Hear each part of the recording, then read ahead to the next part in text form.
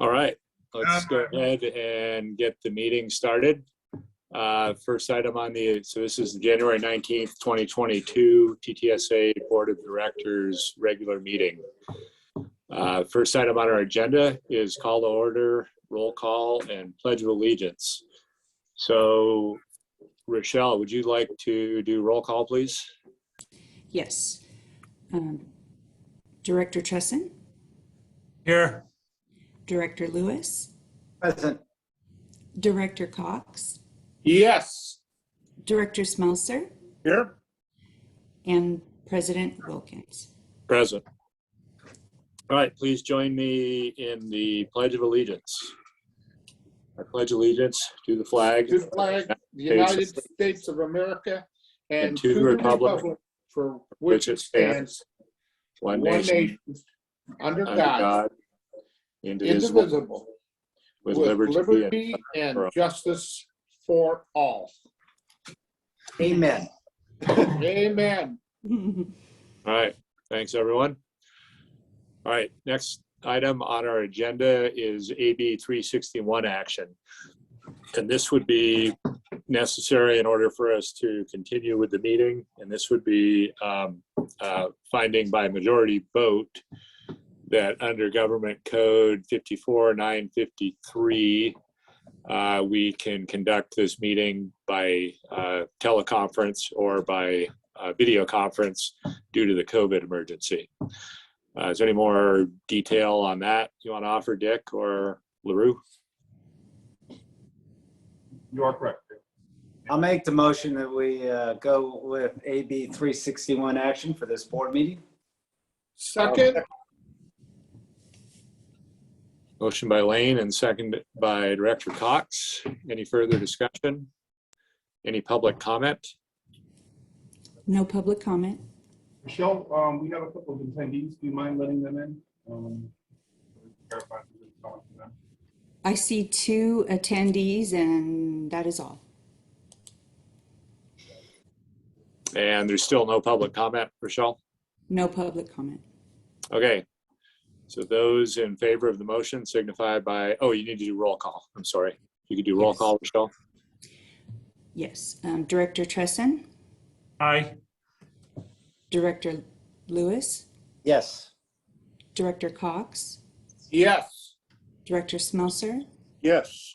And President Wilkins? Yes. Motion passed 5-0. Thank you. Next item on our agenda is public comment. And this would be an opportunity for a member of the public to address the board for up to 5 minutes on any item not on today's agenda. Do we have any public comment, Rochelle? I see no one with their hands raised for public comment. Okay. Seeing none. Let's move on down to item 4, which is Professional Achievements Awards and Anniversaries. Opportunity to acknowledge staff for career development and jobs well done. So Vicki, will you be taking this? I will. Good morning, President Wilkins and directors. Yes, in order to acknowledge staff for their Professional Achievements Awards and Anniversaries, I would like to first recognize 2 staff members that received California Water Environmental Association Sierra Section Awards. And the first one is Mark Messerschmidt. He's a Mechanic 3 in the Maintenance Department, and he has received the CWEA Sierra Section 2021 Mechanical Technician of the Year Award. So congratulations to Mark. And then second, Brandon Diamond, who is the Operations Supervisor within the Operations Department, has received the CWEA Sierra Section 2021 Plant Operator of the Year Award.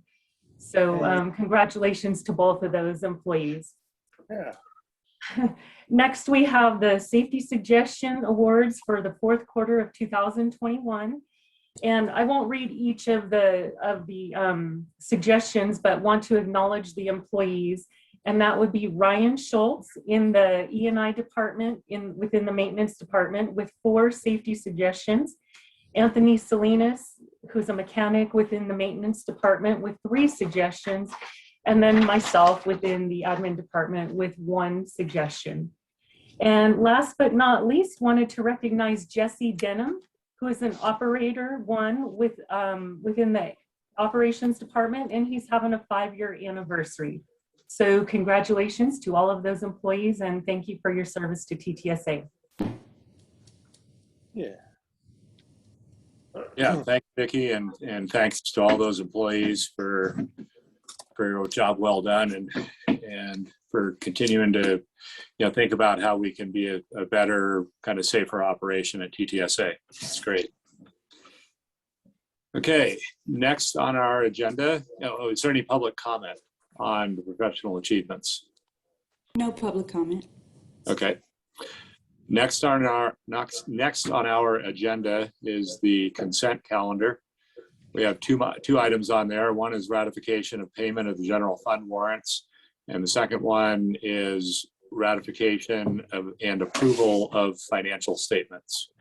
Were there any members of the board or staff that wish to pull any items from the consent calendar? Are there any members of the public who wish to pull an item from consent?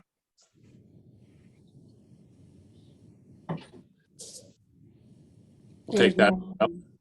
No Okay. hand raised to move.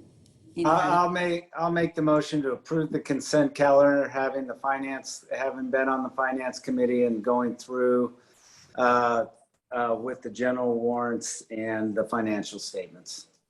I'll second that. Moved by Director Lewis, seconded by Vice President Trezin. Any further discussion? I have a question. Yes, sir. I guess it's for LaRue. Do we get reimbursed? I see the Tigert soil sampling. Do we get reimbursed from them for doing that? We do, yes. Done. Thank you. All right. Any further questions or comments from directors? If Yeah, not, I got a question, Dan, to LaRue in regards to the soil sampling. Is this an ongoing situation, LaRue, and what warrants soil sampling? Is there some kind of a agreement we got with Tigert to test these loads coming in, or how are we handling that? We do have an agreement in place, and as soils are being deposited on their property, there's a clause provision where we are to sample the soil. So we've had no radon or anything. Remember a few years ago, we had this big menagerie of soil problems that were happening there from Tigert's imports. And we have sampling in place at a regular basis to keep that from happening again. We have the sampling schedule in place, so when they do deliver, then we go ahead and take the appropriate sample. Yeah, and I think that was barium that was. Yeah, that's right, Lane. That was barium. And you're right, it was many years ago. And we're testing for that on a regular basis. Correct, as the soil is being delivered, yes. We are. No further questions. okay. And that's soil that's being used in conjunction with their closure activities, correct, LaRue? Yes. Yeah, okay. Great. Any further questions or comments from board members? Seeing none, LaRue, if you could do roll call on the consent agenda. I will go ahead and call. Oh, I'm sorry, Rochelle. I thought, wow, I'm getting a break. Okay. Yeah. Director Trezin, Yes. Director Lewis, Yes. Director Cox, Yes. Director Smelser, Yes. and President Wilkins. Yes. Thank you. Motion approved, 5-0. Great. Okay, next item on our agenda is the report from the December 15th, 2021 closed session meeting. At the conclusion of that meeting of closed session, meeting was adjourned without providing a report for closed session. I'm just to report that there was no action taken during that agenda. Thanks. Any questions from board members? Seeing none, any public comment? No public comment on that item. No public comment, okay. With that, I'd entertain a motion. I'll make the motion. Second, Motion by Director Lewis, second by past President Cox to approve the December 15th, 2021 closed session report out.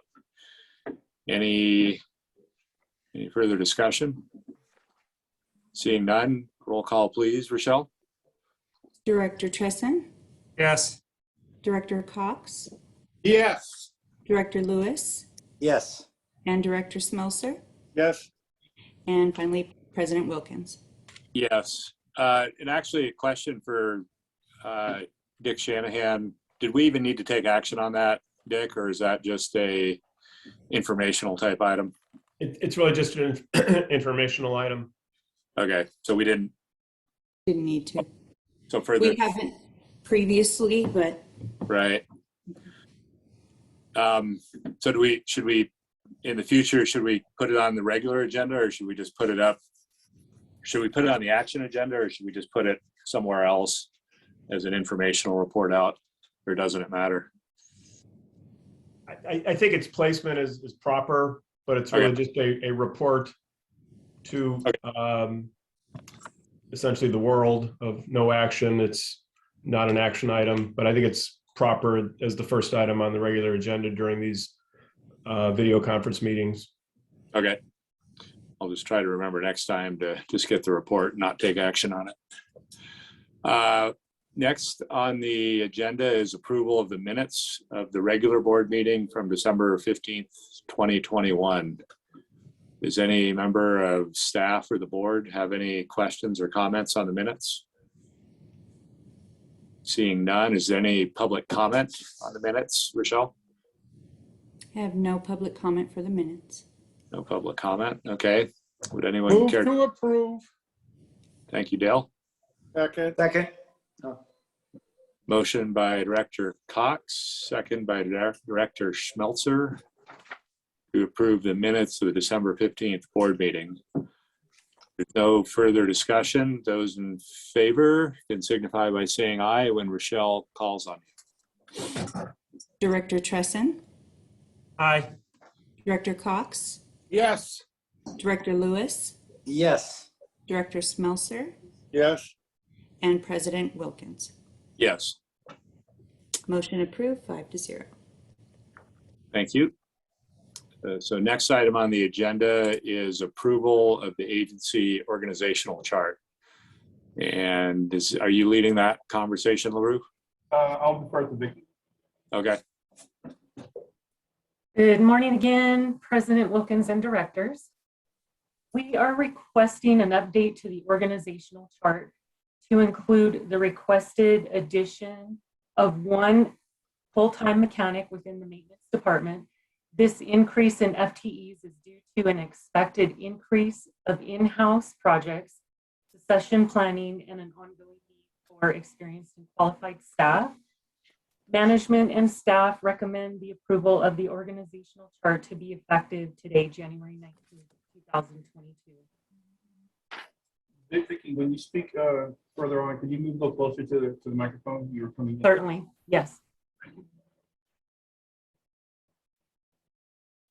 okay. Is that it? That is it, yes. Okay. Any questions or comments from directors on this item?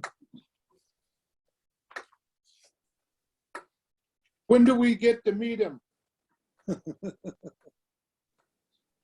So, So with this action, we'd be approving a seven people under the maintenance mechanic 1, 2, 3 position. How many people do we currently have in the organization in that set of positions now? We currently have 5. We were 5. You're in the recruitment process where we have made an offer of employment, conditional offer of employment to another individual. So assuming everything goes well, he would be the sixth person, the sixth FTE. As Vicki requested, this would be an additional one on top of the one that's recently provided as offer. Did you want to provide any feedback or any additional information, Richard?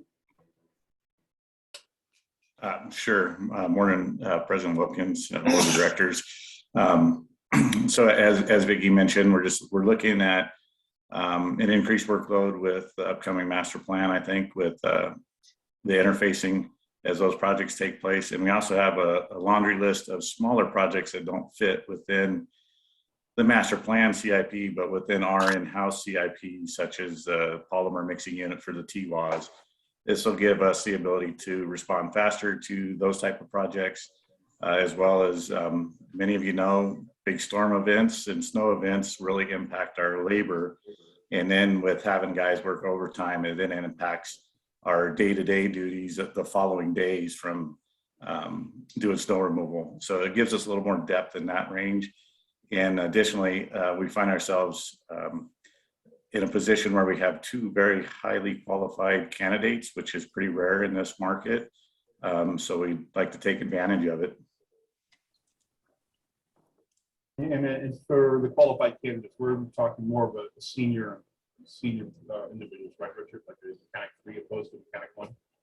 That is correct. One of them already is a mechanic 3, and the other one has 20 plus years experience as a mechanic at another government agency. So the net effect here is we are adding a full-time position to the organization. So we're budgeted for 6 positions. We currently have 5. We're proposing to hire 2 more, so we would be adding a position to the ranks for the indefinite future. Yes, That is correct. And budgetary wise, since we've had the position vacant, we have budgetary savings from the vacancy, which will carry us through this budget year.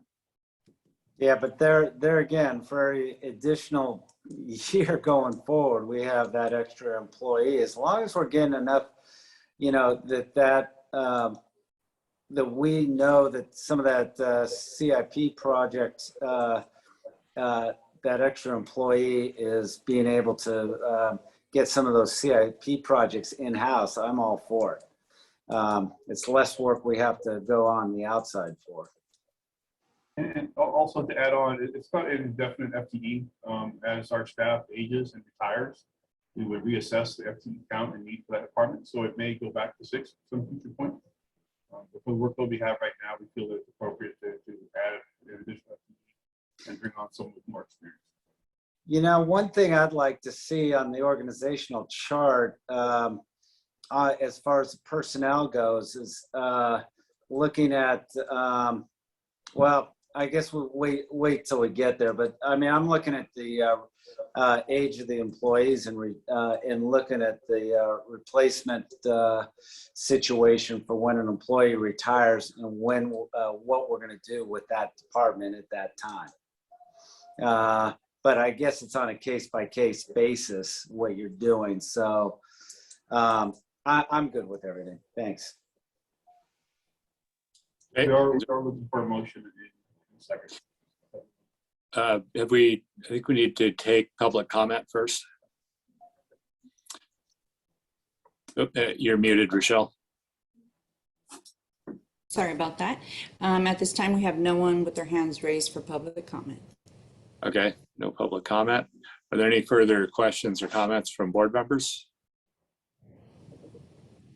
Seeing none, would anyone like to make a motion? I'll make the motion. Moved by Director Schmelzer, I'll second. seconded by Director Trezin. That would be to approve the updated agency organizational chart, which would add a full-time maintenance mechanic position to the an additional full-time maintenance mechanic position to the TTSA org chart. If you could take roll call, Rochelle. Yes. Director Tresson, Yes. Director Cox, Yes. Director Lewis, Yes. Director Smelser, Yes. and President Wilkins. Yes, Motion approved, 5-0. thanks. Okay, next on our agenda is approval of the agency debt management policy. Is this Crystal taking the lead on this? That's right, yes. So we are up for renewal of our agency debt management policy. We presented it to the Finance Committee, and the Finance Committee management and the Finance Committee are recommending the approval and acceptance of the changes attached. And the debt management policy is to document the goals for approval and issuance of bonds, certificates of participation, notes, and other debt instruments, and sets forth guidelines for use of debt issuance by the agency to finance capital projects. So management is recommending the approval of the agency debt management policy. Are there any questions? Thanks, Crystal. Any questions or comments from board members? Sounds like our newly formed Finance Committee took a look at this and is in favor of it. We've discussed it at the Finance Committee, and we made the appropriate changes for that, and unanimous approval on our part. Okay. Is there any public comment on this item, Rochelle? No public comment. Okay, thank you. See if there's no further questions or comments from board members. Would anyone like to make a motion? I'll make the motion. I'll second. Moved by Director Lewis, seconded by Vice President Trezin to approve the agency debt management policy contained in our board packet. Jay, would you like to do roll call? But I would like to do roll call. Yeah. Okay. This is Director Trisot, Yes. Director Cox, Yes. Director Smelser, Yes. Director Lewis, Yes. and President Wilkins. Yes. Go on, anyone Motion feel- approved, 5-0. I like that, Dan. That keeps everybody on their toes. Hook 'em right up. I might be losing my job. No, Man. I don't know. Okay, Thank- thank you, everyone. Next on the agenda is approval to solicit bids for the 2022 plant coating project. Hey, do you mind taking that one, sir? Sure. Good morning, President Wilkins, directors. So before you today is approval to solicit bids for the 2022 plant coating project. This project builds on the prior 4 projects of painting our facilities, coating our facilities. The project entails repairing areas that are of need of paint or coating to extend their lives. The focus of this phase is to rehabilitate stripper 57 and secondary clarifier number 14, which is otherwise known as secondary 1. The work contemplated would be performed by a general contractor between May 23rd and September 23rd. Engineer's estimate for the project is $520,000, which is less than the original budgeted amount of $550,000. Attached in the board packet is the set of drawings. And the recommendation that management and staff have is to approve to solicit bids for the 2022 plant coating project. Jay, what's the schedule for the other clarifiers? And how many have been done recently? So depends on which clarifiers you're referring to, but clarifiers 1 through 3 have been done recently. 4 doesn't need it at the moment. Secondaries 1 through 3 have been coated. Chem clarifier 1 and 2 have been coated. So what that leaves is after this project, pretty much all that's left is stripper 64, and then we have a backwash tank coming due. And then we're on kind of a 15-year watch cycle on a lot of the the facilities. You know, that's a general rule of thumb, is 15 years after you last coated it is when you're probably coming due. A lot of that follow-on work would be covered by the master plan. Yeah, I mean, we've been doing a lot of coding, and so I'm looking at, I mean, we're probably about 85% done as far as the ones that need it right away. Yeah, that's probably right. So, Yeah. you know, I mean, having gone on that plant tour and looking at the, you know, looking at everything out there, I mean, it's pretty impressive how old they are and how good they look. I mean, the only thing that is deteriorating is the outside concrete work that we see. And, you know, that's going to be addressed in the master plan, I assume. Yeah. And, I mean, you get, I mean, the outside's, you know, least important, but also, I mean, I don't know if you know, this comment here as far as, I mean, is there coating that you could do on the outside to help keep that concrete from deterioration on the outside? Yeah, I mean, sometimes there is, but a lot of times you're chipping away back concrete and you know, or saw cutting and then re-pouring. But with respect to, yeah, the paint jobs, this has been important in that, yeah, I mean, we're spending money on painting and coating. Right. That's far less than what it would have been if we had just let the facilities go and then we have to install a whole new mechanism or, you know, mechanical parts. So it's been important work. And yeah, I think your percentage is probably accurate. You know, we're maybe even pushing 90% in terms of what we have to. Yeah, I'm just looking at the integrity. I mean, we're doing the integrity on the inside is really good. The integrity on the outside is what we should be concerned with. Yeah. So anyway, that'll be coming up, directors, with when we get to the master plan. But it's good. And very, very clean work that's been done there, and you know, the plant benefits from it on long term. So Great. all good. And of course, I'd like to pass on my thanks to my engineering staff. They do a great job. They put together really nice sets and you know, really low change order work. So I really appreciate the high quality coming out of them. Well, yeah, you're looking at some of those clarifiers that are 45 years old, and they look, I mean, the inside looks brand new. So good job. Yeah, thank you.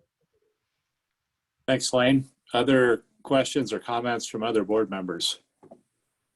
Just compliment staff on the quality of the plan set. You know, using the photos really helps make sure there's no confusion on projects like this in terms of the scope of work. It looked like a good mix of coating and then in some cases replacing some of the products as well. Jay, have you seen, you know, it looks like in your summary that, you know, this is building on the projects going back 5 years, that the coating material that you're using, are you still speccing the same stuff? Are you seeing, you know, after 5 years that the product is it has a staying power, or have you changed any of your, you know, materials or processes as you move forward? No, it's been really good. And, you know, we benefit from the fact that Aaron Carlson, our senior engineer, he has a whole career behind him on coatings.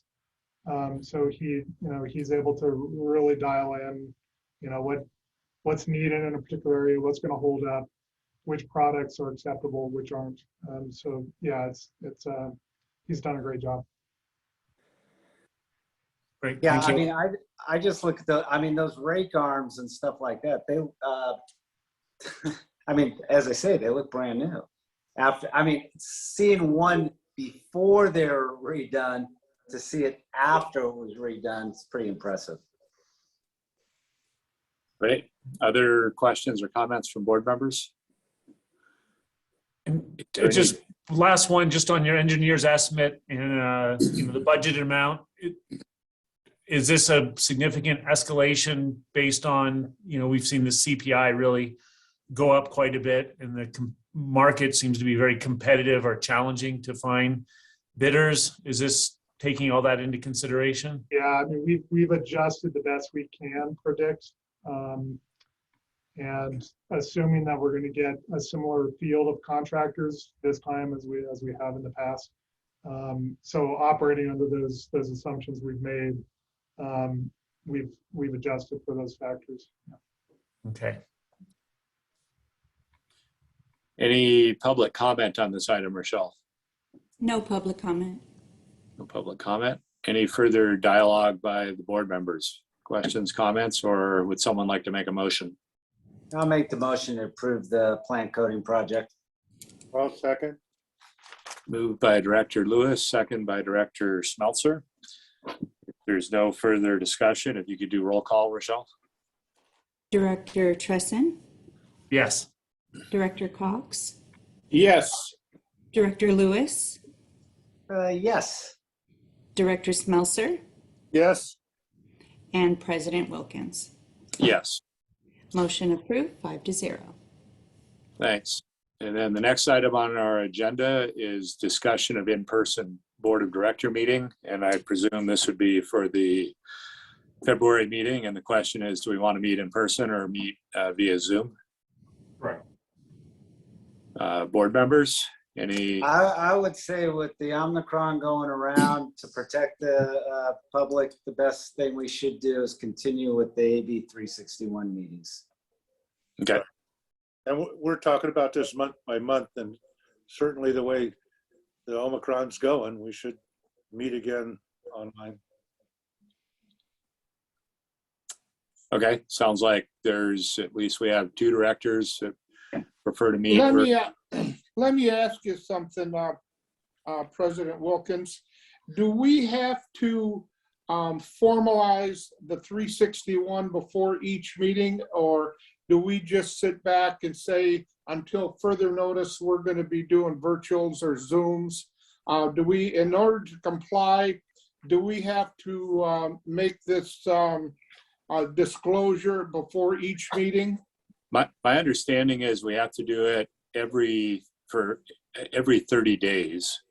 And with the spacing of our board meetings, I'd probably, Director, Mr. Shanahan could probably answer this best. So if our next board meeting is less than 30 days from today's board meeting, would today's action allow us to conduct our next board meeting under the AB 361?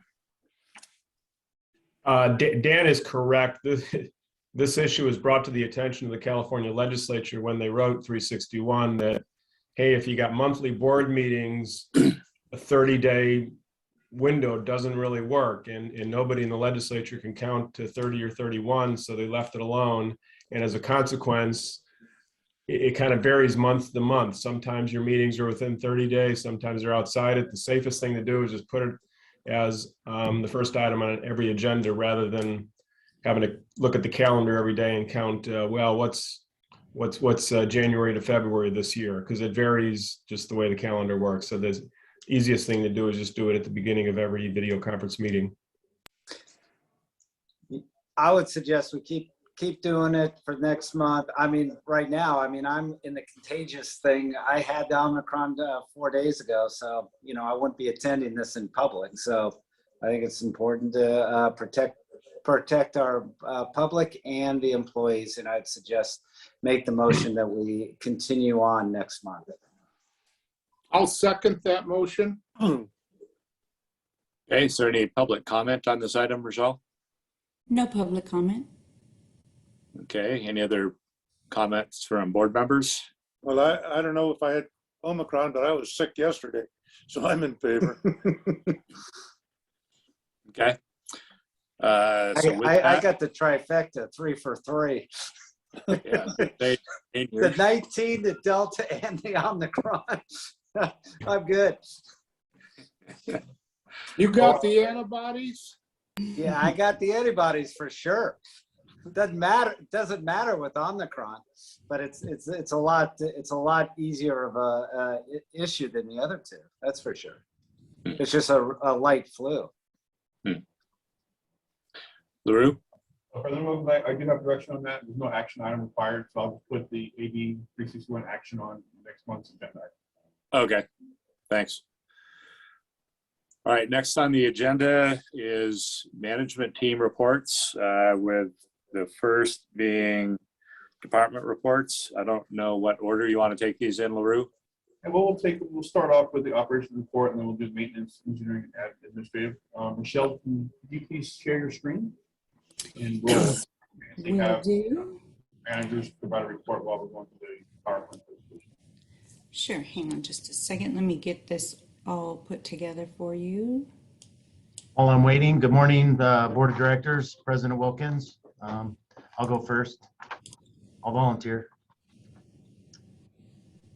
Okay, can you see that?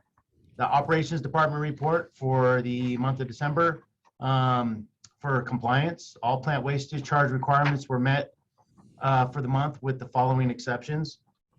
The single 12/9/21 final effluent composite sample to be tested for turbidity, nitrate, and TKN, total kildal nitrogen, was not analyzed as required by the monitoring and reporting program because the composite sampler did not collect the sample due to a malfunction.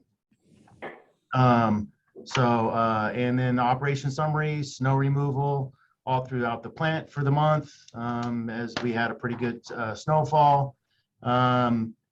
Caustic continues to be added to the effluent to maintain a neutral pH. Operations work orders 2 completed for pending. Laboratory summary, we completed third-party assessment and all corrective actions were accepted. Submitted the application for ELAP renewal, waiting on results for that, and staff continued to train the remaining operators for weekend testing. For the corrective actions for the month, there were 0 completed and 0 pending. Could you please scroll to the next screen? Hey, Michael, Yes, sir. could I ask a question on the previous slide? Yes. So the test that wasn't taken due to a equipment malfunction, is that a test is that like a daily test that's taken? One of them is a daily test, which was the turbidity, which we have a limit on for the effluent. Okay. The other 2 tests are done 3 times a week, and we Okay. report that as a reportable number with no limitation on that for the effluent for those two constituents. So basically for the month, we would typically, so this was December, so 31 days in the month, we would typically take 31 turbidity samples. In this case, we took 30 because of the malfunction. And then the nitrate and TKN, we would typically take 3 per week, which would mean, I don't know, 12, 13, maybe 14 a month. And there was one of those that was missed because of the malfunction. Yes, that is correct. Okay. And just to follow up on that too, to give a little bit more information, some corrective actions that we have taken is that we have amended the SOP for the composite sampler, the final effluent composite sampler, to include more checks to ensure that the float for the compositor is fixed correctly. We've increased the monitoring frequency of the composite sampler, and we've also purchased an input-output module for the sampler, which will provide sample communications with our SCADA system to provide alarms and alerts for any malfunctions in the future to try to mitigate any further action, us missing any other samples. So we have moved forward, and we've also are doing that with the raw influent composite sampler as well. Okay, thank you. Michael, yeah, Yes. I got a question with regards to the application for the ELAP renewal. Is that an annual renewal? Or is that I believe that's every 2 years. okay. Jason, if I'm incorrect, please correct me. You're correct, Michael. That's every other year. Every other year. And you Yeah. submitted everything, so everything, we should be hearing back from them pretty soon. Yes. Okay, good. Thank you. Any other questions? I have a question with Michael with regards to the flow data, that you're showing. I mean, I look at that every month, and I'm looking at the, really, I mean, with the amount of people up here, we're not seeing them, with COVID and everything, and the amount of people, we're not really seeing much difference in flow over the last 2 years, which I would expect we get somewhat of a little bit of spike, but and I guess the member districts must be doing a good job as far as the I&I, because it looks pretty darn good. I mean, we don't have to look at plant expansion way down the road if this trend continues. Yeah, and looking at this trend, there's definitely a difference between the 2019, the 2020, 2021. So it does Right. seem like the flows were definitely lower in 2020. I would say that 2019 and 2021 were a little bit closer in comparison to flows, and I would probably say that was due to snow loads and skiers, and also I think in 2019 we had more people coming up during that month than we definitely had in 2020. Okay. So yeah, I just want to give a little comparison for the last 3 years, just during that time of the year. Okay. Hey, just to follow up on Lane's comment related to I&I, Michael. Yes. So we had in late October a significant rain event, and I'm seeing right around the end of October a fairly dramatic spike in the 2021 flow. It's like we went from about 3 million gallons a day up to about 5 million gallons a day, and then back down to the 3 million gallon range. I would speculate that's the delta there, which is about 2 million gallons a day, is likely related to I&I. It was. And then just to, reiterate, for December, it was a very cold month. We don't typically see I&I when we have purely snow without any rain or warmer events on top of it. But in October, it was all rain, that 5 inches or so that we got in just a few days. So it was a short-lived increase in flow, but that wasn't due to I&I into the plant with that heavy rain event. You'd be correct. Any other questions on that? I'll go to the next picture, Rochelle, please. Thank you. This was, I believe, Christmas Eve or Christmas Day night. Picture of the plant from the out front when one of our Greg O'Hara, our chief plant operator, was out blowing snow. He decided to take a really pretty picture, and this just goes along with the snow removal in the plant for the month. We were pretty overwhelmed with the amount, and we're digging out for a few days there. So anyway, that's the end of my report. Any other questions? All right, thank you. Who would like to go next? I think I'm up next, President Wilkins. Morning again, President and Board of Directors. So before you are the numbers for the month, and we'll go to the next slide and make some comments. So as Michael mentioned, some more snow photos for you guys. Snow removal was a big topic for the month, as well as extended power outages along with TRI. So that meant mobilizing generators and providing backup power to our telemetry sites with the coordination of operations. Next slide, please. Another thing I'd like to really highlight is this is the E&I group and the IT group participating in a 40-hour class on programming of PLCs. So it's part of that integration of the two work groups together. As more and more equipment comes with onboard PLCs, it pushes the need to the E&I group to be up to speed on how they function, how to program them, and how to access them for troubleshooting. So we facilitated the training for the group. It was well received, and all of them seemed to enjoy it. And then that's pretty much was the efforts for maintenance for the month: snow removal, training, and then just ongoing projects with Logically implementation, Lucity, and helping wrap up some of the engineering projects that were going on. Any questions? Thanks, Richard. Any questions from board members?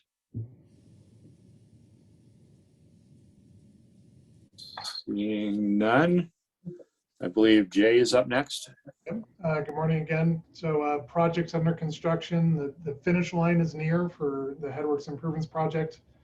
Contractor is working on the last few punch list items. So anticipating by next month that we can declare that complete. That's a couple pictures of the outside of the building, expanded building. Next slide, please. Projects, other projects under construction, the 2021 digital scanning of sewer lines project, fieldwork is completed, deliverables pending, and we're checking off all the boxes. We're pretty sure we have everything we need at this point, so that one will be wrapping up soon. And then the 2021 chlorine scrubber improvements project, we're in this middle phase on that. Projects in bid phase, roof repair, the control room upgrades project, and the plant coating project. Next slide, please. And then projects in development, master plan, master sewer plan. We're in the final review and revisions phase. We're also can see the finish line on that. We should be hearing about that next month. The digestion improvement study, that's in the study phase. Digital scanning for next year, that's in final design. As well as final effluent flow meter project and the influent condition assessment project. And then finally, the sewer manhole adjustment project is in pre-design. Next slide, please. And that was it for my report. Are there any questions? Hey, Jay. Yes. How are we doing with the control room update? So we bid that. And we didn't receive any bids, so we're re-advertising on that one. So more to come, hoping to get some interest in the job. Okay, thank you. You're welcome. Any other questions from other board members? I'll just use this as an opportunity to thank Jay and Mike Peak and LaRue and other operations staff for the tour that they provided for, I think, myself and Dave Smeltzer related to the Corolla, the master planning work that's going on. It's very, very informative for me. I learned a lot from that tour, and especially when you get to repurposing like Ion Exchange and looking at that facility and looking at what could be repurposed for that facility. Very informative. Great, and I think that tour was made available for all board members who were able to participate. And thanks to staff for doing that. So, yeah, you're welcome. I believe next on the agenda, if there's no further questions for Jay, would be the administration department report. Last but not least, good morning, everybody. So the finance department, we're continuing to work on the audit. We are getting ready to submit a semi-final trial balance to the auditors this week. And then we also participated in the finance committee meeting on January 10th. Go to the next slide. In the billing customer service department, we did not perform any inspections in December. We had 13 residential permits in residential new connection fee permits, 1 residential addition, 1 accessory dwelling unit, and then 1 commercial permit. And then for our new residential sewer service charge additions, I'm going to say it's the NTPUD, because I don't know all the names yet. I'm working on that. Had 3 EDUs. Olympic Valley had 4, and TSD had 77. I think I have one more slide, maybe. And then for myself, just been continuing meeting with different investment and funding agencies to learn more about opportunities there. And our recruitment for our purchasing agent 1-2 ended on January 6th. And I too benefited from the tour that I went on. It was my second tour since I've been here. Great. Thanks, Crystal. Any questions or comments for Crystal? Yeah, I got a comment, Dan. I want to thank Crystal and LaRue for taking an hour or so to help me understand how the agency is dealing with our funds that are undesignated, that are in these different fund accounts, like LAFCO and you know, the Wells Fargo and some of these other institutions that are handling our savings. And you made it very clear to me how we're keeping up with the rise in inflation, and that we're in it just like everybody else. And I just wanted to thank you for the time to help me understand that the security, the liquidity, and the you know, return on our money is the best that we can do under the circumstances. Thanks, Dale. Any And I was other? going to ask one question to Crystal. Crystal, I was just curious. I know that our the financial reports went through the end of December, but typically in January we get our first payment of the ad valorem property taxes, and since we move much of our service fees onto the property tax roll, we get those also. And I'm just wondering if we've received any revenue from Placer, Nevada, or El Dorado counties, and if those checks were, you know, as expected, you know, per the budget and projections. So we did receive the El Dorado as of the last time I checked, which was last week, and I would have to do a quick check this week. We have not received Placer County yet. That does not mean that we haven't received it. I just have to check. And then as compared to budget, I believe that we're in line with the budget. I would need to do a comparison after we have these receipts, which I can have that for you at the next financial committee meeting, but I don't have everything, we don't have everything closed. So, but I do know that we did bill 1.4 million in direct bills for sewer service charges. And then, yeah, we billed 1.4 million in direct bills, and then we're getting the 55% teeter, which we did receive. I look forward to, you know, hearing how those payments came out at our finance committee meeting and at the January financials. And I apologize for not having that readily available this meeting. We just don't have everything posted yet. Yeah. Thanks for the question, Blake. Any other questions or comments for Crystal?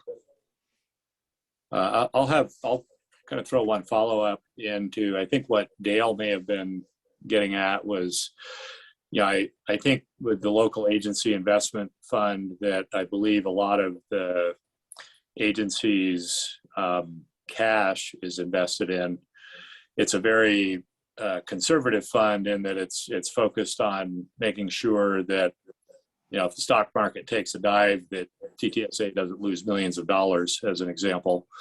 But I think because it's very conservative and it's focused on making sure that our principal balance doesn't go down, typically the upside is less favorable, you know, when rates are rising. I know we had a similar, and I think that's pretty common in the government sector, where, you know, government wants to make sure it's not speculating with public funds. I recall it was a number of years ago now at the Tahoe City PUD, our financial staff took a look at this issue, and they actually had some communication with the Placer County, basically the finance folks in Placer County, who maintain that Placer County has its own investment pool that it's created. It's got similar goals as LAIF in terms of, preservation of cash.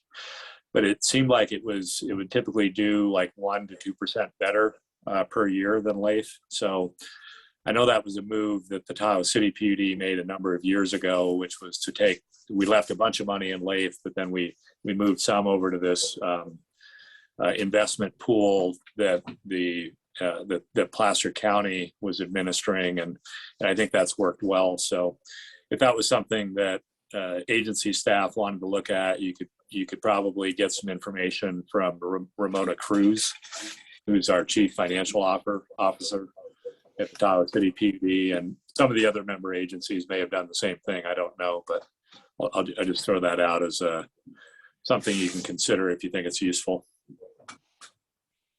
Thank you. Okay.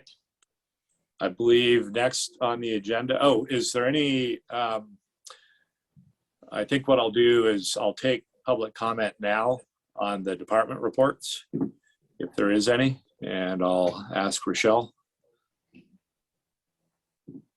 Oop, you're muted, Rochelle. Sorry, when I'm in this view, I can't really see if anyone has their hand raised. LaRue, can you? Yeah, I'm checking right now. I do not see any public comment. Okay. In the event someone is out there, we'll open public comment again after the general manager's report. Okay. And if folks have comment on the GM's report or any of the department reports, they can offer it at that time. Thank you. Okay, the floor is yours, LaRue. All right, great, thank you. Just a GM report update here, the staff report. The master plan will be presented to the board at the next board meeting on February 16th. We continue to move forward with Logically. They're getting more involved with the IT process and getting our security systems up to speed. There was recently a needs assessment workshop for the SCADA IT master plan with management and staff attended. That was very helpful to give us some insight to where we stand and where we're going. The agency has switched over to the new domain, which is ttsa.ca.gov. It hasn't done so for the website yet. Once that's done, we'll provide an update for that. I asked that to be postponed a little bit to make sure that there's no issues when it comes to posting the agendas for this current board meeting. With the new calendar year, we have to update a bunch of policies and procedures, so that's been done. As Crystal stated, myself, and staff have attended quite a few finance and investment presentations from some vendors. So there's some options for us to move some monies around and get it out of the league. And the plant entry and exit gate is now in the closed position, and that shall be the standard operating procedure for it moving forward. Staff can access the gate with the ID badge. I will be reaching out to the board of directors later on to make sure you guys are issued an ID badge.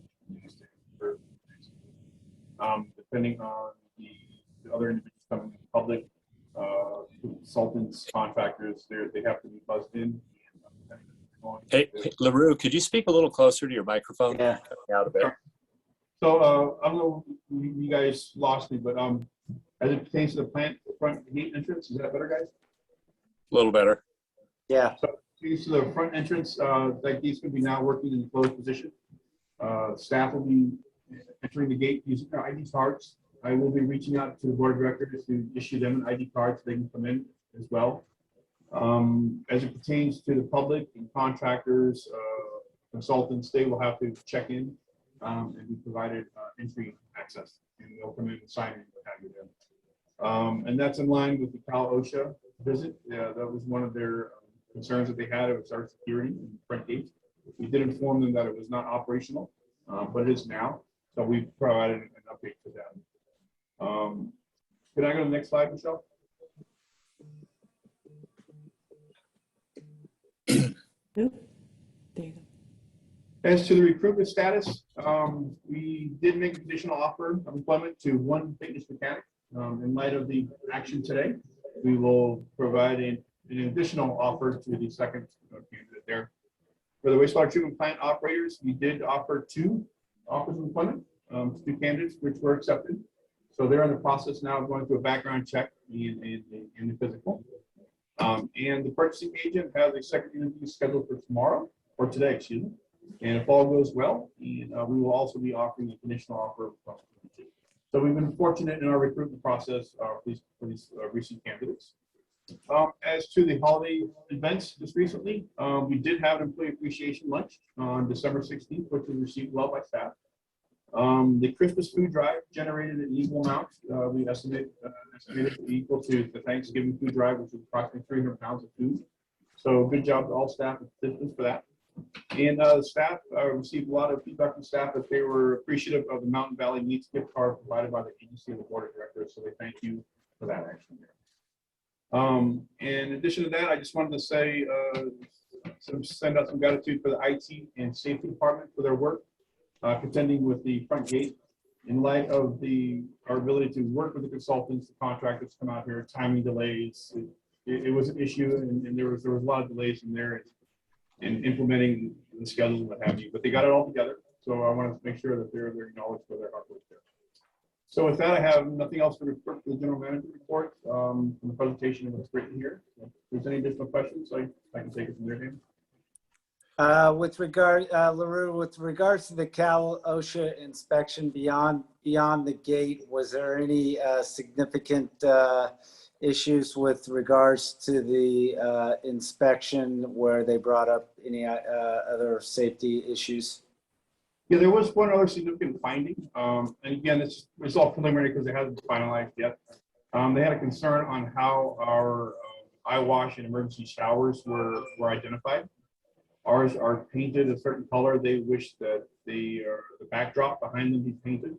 We did come to a compromise based on their recommendation that we kind of painted the piping in a candy cane color coordination, red and white striping.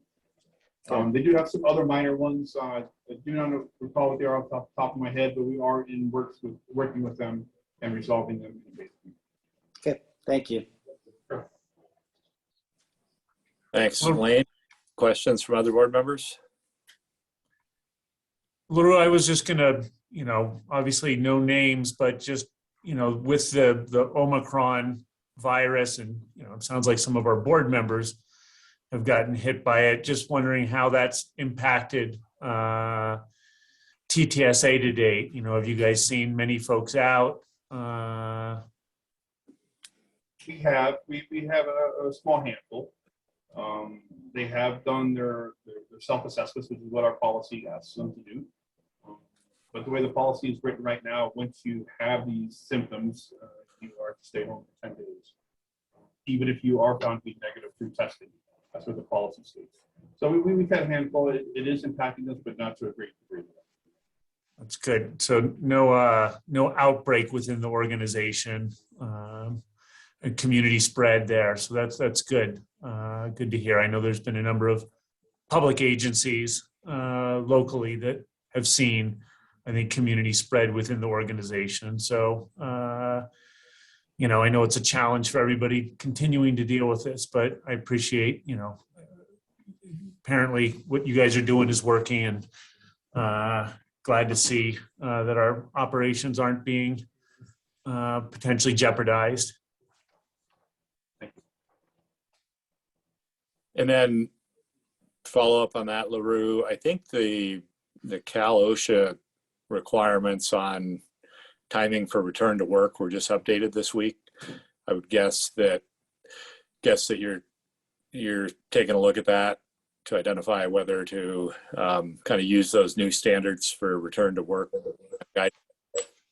Yes, as I understand, they were updated. We're currently updating our policy as well, and we will comply with them. I don't know the details to them, Dan. I haven't read them all, but we will comply and implement them.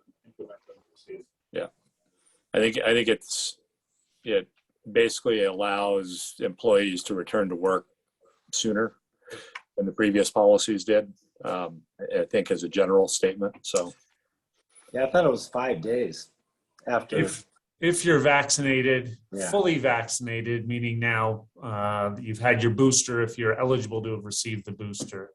There's a lot of fine print. I'm sure Vicky's up to her eyeballs trying to sort through it all, but it is complicated. There's a lot of, you try and make a matrix out of it, and it's really complicated, but so there are options to get back to work sooner, but it's not super simple in enforcing them. Yep. Any other questions or comments for LaRue? Any public comment related to the general manager report or any of the department reports? I do not see anyone with their hand raised for public comment for the general manager. Okay, thank you. So next on our agenda is an opportunity for comments or questions from the board of directors. Anyone on the board have any comments? I'll ask Dale first. Yeah, I got a couple of comments. First off, I want to thank Rochelle for helping me navigate with this iPad and making it possible for me to see everybody's smiling faces without masks. And that was the first comment. So thank you, Rochelle. The second thing is, Dan, I think you're doing an absolute great job in running the meetings with this virtual and getting us through in a very timely manner. So thank you very much for a good job, Dan. And the third comment, I want to thank Lane and Blake for taking on the finance committee and reviewing and staying up to speed on the finances of the agency. And I know it takes a lot of time, but I appreciate you guys stepping up and taking on a little extra burden of responsibility. It gives me, having both of you keeping a watch on what's going on with the agency, it's a real reassuring feeling that I get that that we got everything going in the right direction. So thank you to the finance committee. Thanks, Dale. Lane, any? Well, there again, I think the implementation of the finance committee has been excellent. Crystal and LaRue and bringing the information up to us to review has been very helpful and sort of streamlines these board meetings, hopefully. And it's a nice addition. I just, we got a lot of work going forward once we get that master plan started, and then looking at how we're going to finance the issues coming forward and what our fund balances are going to be, doing the long-term financial planning that will be very important. And I just, I gotta give Crystal she's been doing an outstanding job on informing us in the finance committee and having that committee run smoothly, which is very good. Also, the aspect of the staff taking the time with me and going through each and every item as far as the plant tour, I think extremely informative.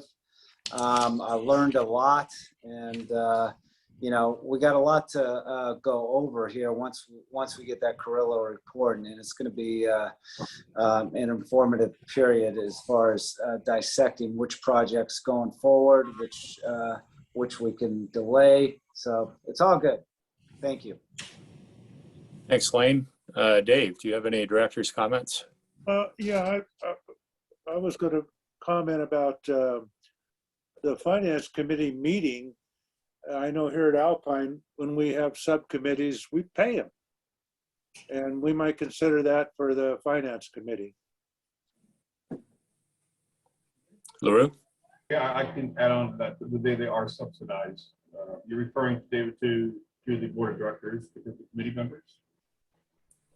Is that the $100 a meeting? Right. Yes. And the finance committee gets that. Yes, sir. Great. Fine.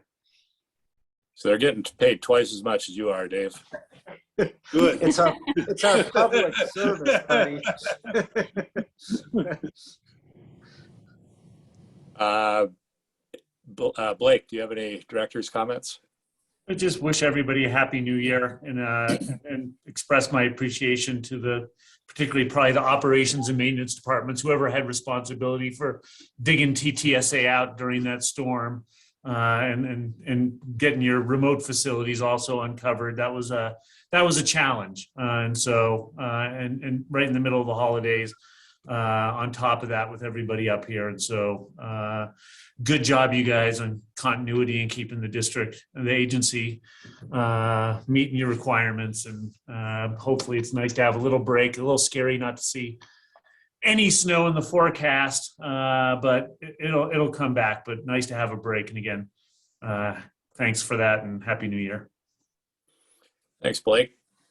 I had one question, and I don't want to get too deep into it, but we had, I think each of the board members, including myself, received an email from a recently retired employee who was, I think, my understanding is that when CalPERS changed their health plans last year, they went from like select and premium, or I forget what they all were, to like a platinum and a gold plan.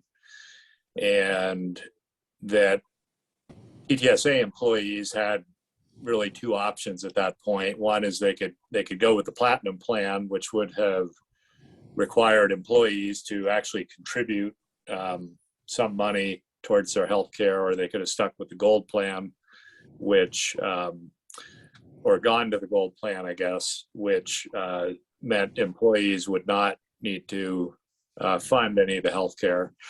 And then apparently that same dynamic occurred with retirees, where they were they either could choose to move from one plan to another, or could stick with, I guess, the select plan that became the platinum plan. Or it's all kind of confusing to me, actually, as is most things with healthcare. So anyway, I think we had received an email from a retired employee who was surprised by the fact that there had been a deduction from that employee's PERS, I guess his PERS payment for the month because of a healthcare related item. And it sounded like there was some communication back and forth between TTSA staff and the employee, with some also getting some clarification from PERS. And it sounded like we got to the bottom of the reason that the employee or the retired employee was seeing a deduction from their PERS retirement.